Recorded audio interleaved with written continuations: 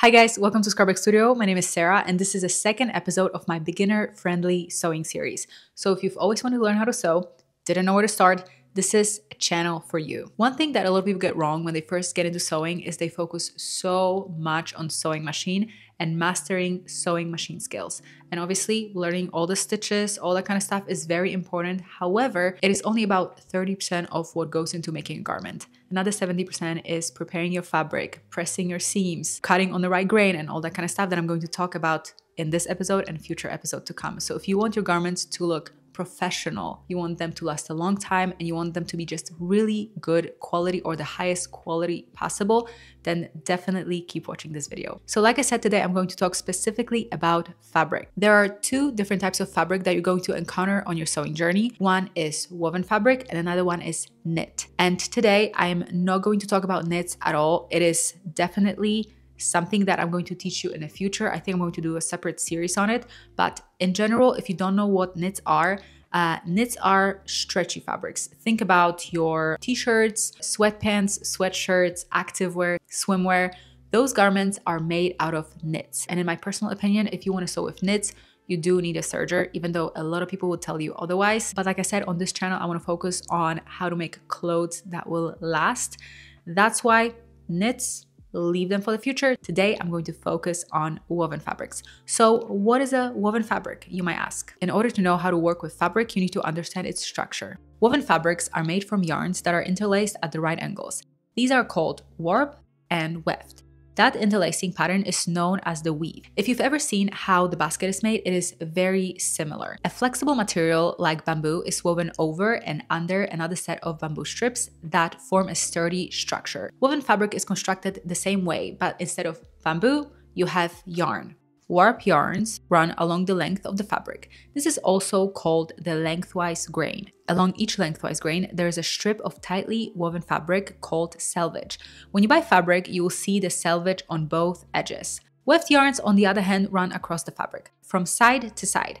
That is also known as a crosswise grain. So when you go to a fabric store and ask for, let's say, 3 yards or meters, depending on where you live, of fabric, you're going to get 3 yards or meters of that lengthwise grain. Crosswise grain stays the same, it doesn't change. There's also a third grain called the bias grain. That's any diagonal line that intersects the warp and the weft at a 45-degree angle. Understanding grain line is very important because it will affect the way your garment will drape on your body later. Let me explain. Lengthwise grain has very little to no stretch. That's why when you make your garments, you want the lengthwise grain to run from shoulders to hem. You don't want your garments to stretch this way. Crosswise grain has more stretch because the yarn runs over and under warp yarn. So naturally, it'll be more stretchy.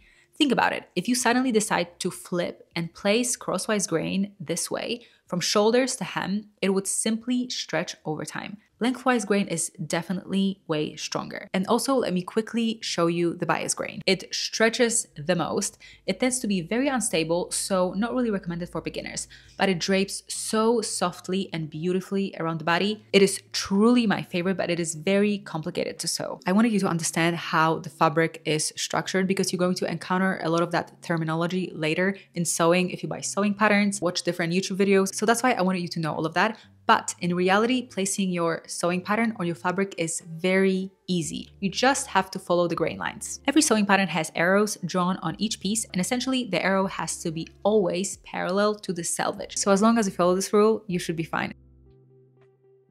Let's quickly go over different sides of fabric and how to determine which one is which. This is very simple. There are only 2 sides of fabric, right one and the left one. Left one can also be called wrong one. So you will often see in sewing manuals that the left side of fabric will be called wrong side. I know a lot of you know this, but if you're new to sewing, the right side is the one that we see on the outside, and the wrong side or left side, depending on how you call it, is the one that is on the inside. So how to identify which side of fabric is the right side and which one is the wrong side? Well, often it is obvious, but sometimes it needs further investigation. For instance, smooth fabrics are shinier and softer on the right side and usually appear matte on the left side. Textured fabrics, on the other hand, have a lot of texture on the right side and they will appear a little bit more uneven. They will have a lot of irregularities on the wrong side. If the fabric is printed, for instance, it will appear more vibrant on the right side. And sometimes if it's harder to identify which one is the right side and which one is the wrong side,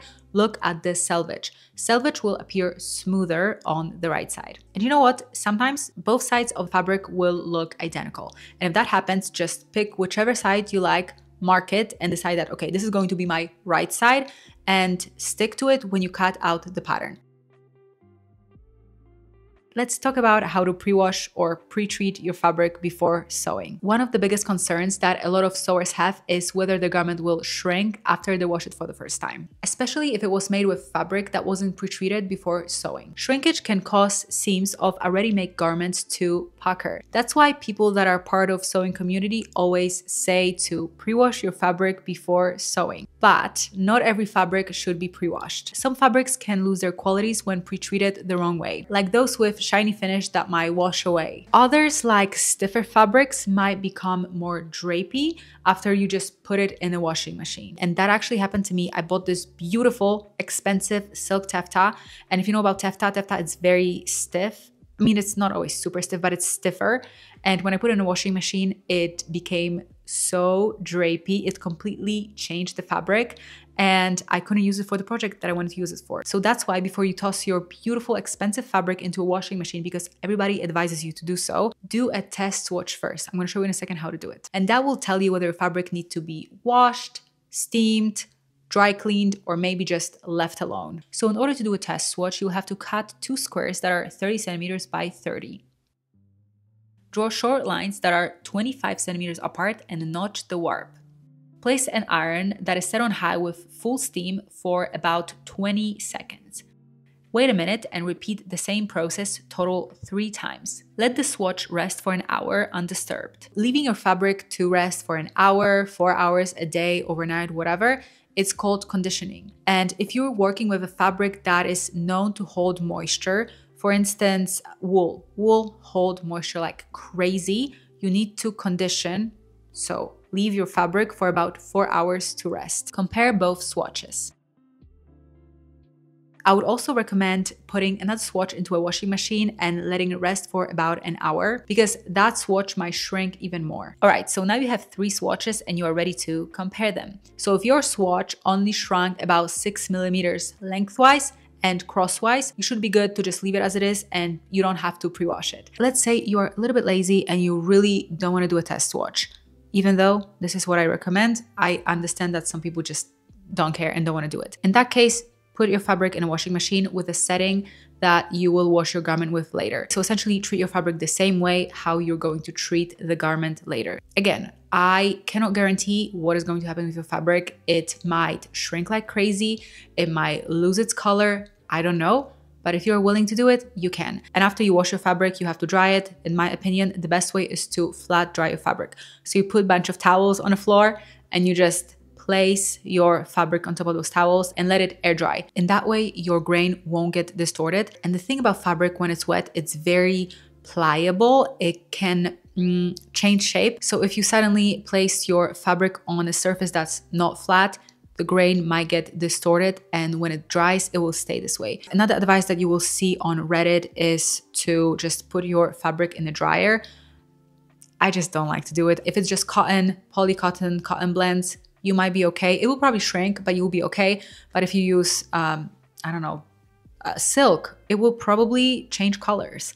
It might get some stains. So again, my personal opinion, I would always recommend to do a test swatch first and then see how your fabric will react. After you wash your fabric and dry your fabric, you have to check the grain. So the grain can get a little bit distorted and it might not be at the perfect angles anymore. So you will have to realign the grain before cutting it. That's why I talked so much about the grain in the beginning of the video. Essentially, if you don't realign the grain, the garment made with such fabric will not hang correctly. And then you might wonder, why is my garment looking kind of weird? I followed the sewing pattern. I followed all of the instructions. I was very careful while cutting the pattern, but my garment twists in a weird way. Again, your grain probably was a little bit distorted and you just didn't notice. I'm going to show you right now how to realign the grain correctly. First, you have to straighten the fabric ends. I'm talking about the cross grain. There are 3 methods depending on what type of fabric you're using. So if you want to make sure that your cross grain is straight, the first method is called tearing. Tearing is used for firmly woven fabric. So the fabric has to be more dense in order for it not to stretch. So essentially what you have to do is cut at that cross grain and then tear the fabric. If your fabric is loosely woven, you can just draw a thread. This method is time consuming, but it's very, very good. So if you decide to do it, remember to cut the fabric along the pulled thread. And there's also a third method, if I can even call it a method. If your fabric has some sort of pattern printed on it, you can just follow the pattern. I mean, lines or checkered, maybe some dots that are evenly placed on your pattern. Again, this only works if your fabric has some sort of pattern on it. So I guess those are 3 methods. After you straighten the ends, fold the fabric lengthwise so the crosswise ends are matching and see if they align. If not, stretch the fabric on the bias, make sure to be gentle. If it's a big piece of fabric, ask somebody for help, and that should align the grain. You can also realign your grain on a fabric that is slightly damp. So essentially just stretch it on the bias throughout the whole fabric, and that should do the job. All right, thank you guys for watching. This is the end of the video, and hopefully you learned something new. Obviously, this is not the end of the course. It's just the second episode. There will be many more to come. So definitely subscribe and follow this channel, because if you want to learn how to sew good clothes, then this is the place to be. And if you want to stay connected and learn more, go to my TikTok or Instagram, Skarbek Studio, the same handle, very easy. And I also have a pattern store. It's called Skarbek Studio as well on Etsy. And I sell beautiful sewing patterns. They're fantastic. So definitely go check it out. And I'll see you guys next week. Bye-bye.